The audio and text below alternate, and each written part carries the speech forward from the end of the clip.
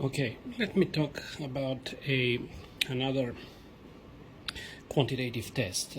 For example, we want to analyze what is the serum PSA concentration, for example, or a beta-hyaluron gonadotropin, or any protein as that matter in the patient's serum. Okay, so we can use a test which is called Radioimmunoassay. So here how it works. First of all, we have to have an antigen with a known concentration, something that we can buy commercially. And this antigen is going to come as being labeled with some radioactive element here. This is usually iodide 125. Okay. We can also have the same antigen, okay, with a known concentration, identical to this one, but is going to be unmarked.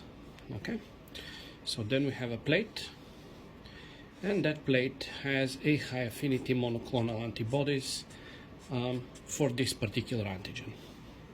So the first thing that we do is, if you add the radio labeled antigen straight into the plate, allow the reaction to proceed and measure the radioactivity. Okay, wash the unbound antigen and measure the radioactivity.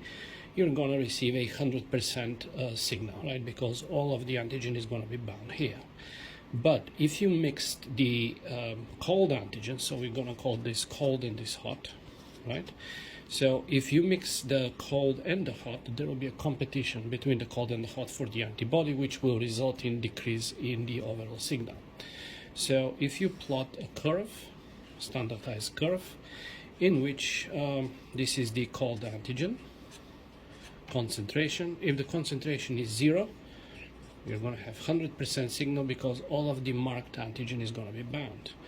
But as you start more increasing the concentration of the cold antigen, you're going to have a decrease in the signal, and you can estimate that when the cold and hot antigens are at equal concentration, there will be a 50% decrease in the overall signal.